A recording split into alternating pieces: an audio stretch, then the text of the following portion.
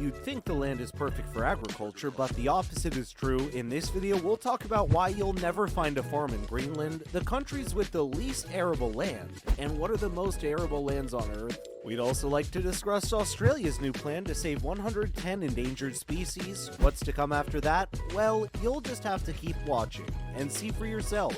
But for now, let's start with why you'll never find a farm in Greenland, the countries with the least arable land. First things first, what is the difference between agricultural land and arable land? When speaking of arable land, we're referring to all the land that, in theory, is capable of being plowed and used to grow crops. When speaking of agricultural land, we mean land that is arable, under permanent crop cover, or used for permanent pasture. As populations continue to grow all over the world, the expansion of arable land will remain important. But there are places in the world that's simply not possible. Countries like the Bahamas, the Seychelles, Singapore, Suriname, and Greenland simply do not have the environment or landscape that allows for soil to be arable. In the case of Greenland, only 0.6% of its total land is used for agriculture, so maybe you'll find a farm or two in Greenland, but despite what the name of the country suggests, Greenland is actually a country of vast glaciers and all kinds of different forms of beautiful ice formation, which makes up most of the ironically named country.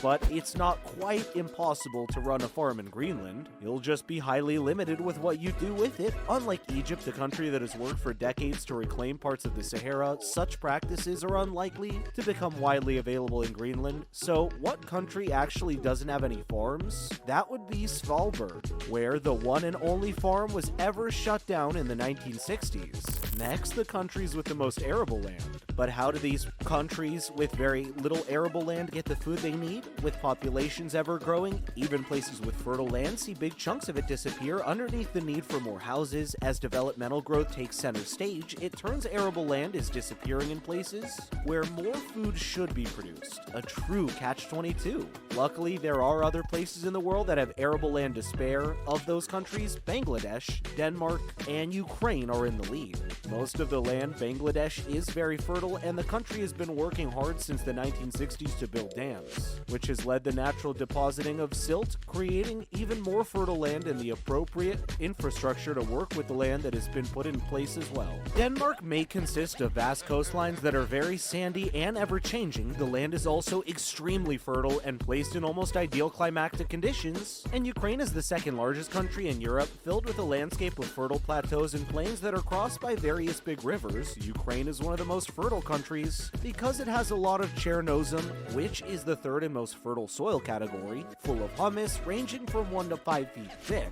Finally, Australia announces plan to save 110 endangered species. For the first time ever, a federal government has announced a zero extinctions target for plants and animals. Australia has set the new necessary goal to prevent any new extinction of Australia's wildlife.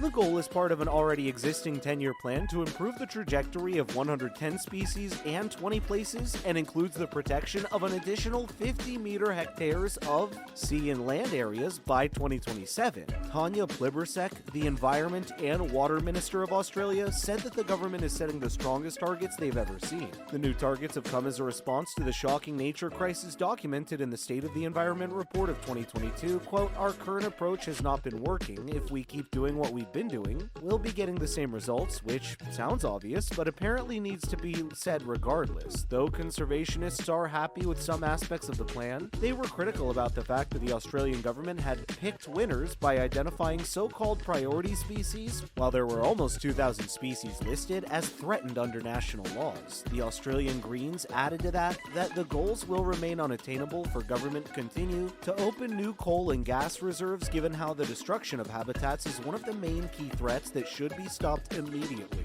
Do you think the zero extinction plans will work out? Hold up. Have you heard about the waxworm that can break down plastic? We're going to talk about it in the next part of the video. Also, Egypt has chosen Coca-Cola to sponsor 2022's COP27 UN climate talks. And there's a factory in India that can turn cigarette butts into plushies. Want to find out more? Keep watching till the end of the video. Now, let's move on. First up, meet the worm that can break down plastic. For all the uses that plastic has, there are at least 2 reasons to not use plastic. One of them is how it's near impossible for nature to break plastic down, which has resulted in one of the most dire threats to our planet, plastic pollution.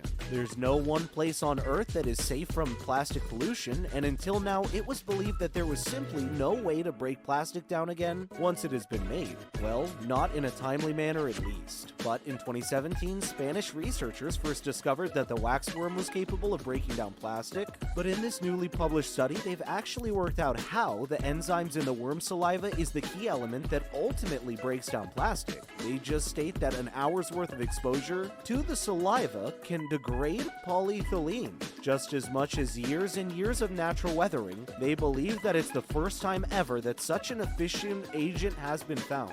And in nature as well, while the efforts to recycle, reuse, and reduce plastic are slowly but surely taking better shape each day, when it comes to polyethylene material, also known as PE, there are few options that are truly effective, which is extra troublesome because it's the most widely used form of plastic, which can now be found in everything from pipes, flooring, and bottles to food bags and containers. Until now. Next up, activists are baffled that Coca-Cola will be 2022's COP27 UN Climate Talks sponsor. This year's COP27 UN Climate Talks will be hosted by the Egyptian government, which will take place in November in Sharm el-Sheikh.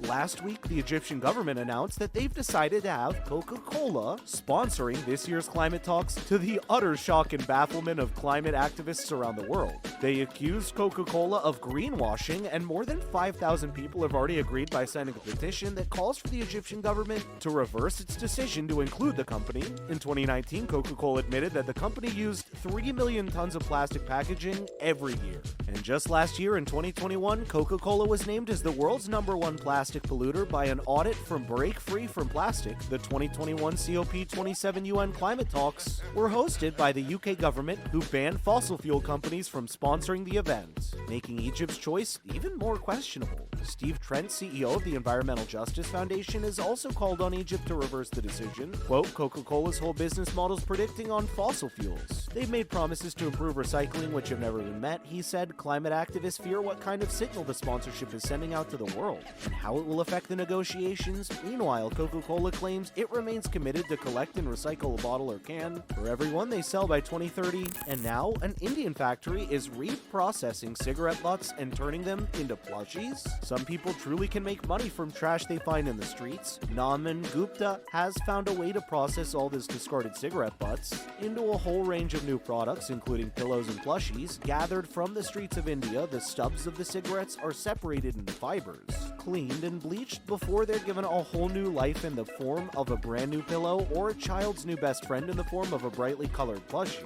With over 30% of Indians being avid smokers, the money is literally there for the taking for the inventor, and the rest of the cigarettes are put to good use as well, as the outer layer of paper is turned into recycled paper and the leftover tobacco can be turned into compost powder. So not only is the company making children happy and providing jobs, they're also cleaning up the streets of India. It's kind of genius, don't you think? Would you buy a pillow or a toy that you know is made from discarded cigarette butts? And that's it for now, my friends. What did you think would be the least arable country in the world?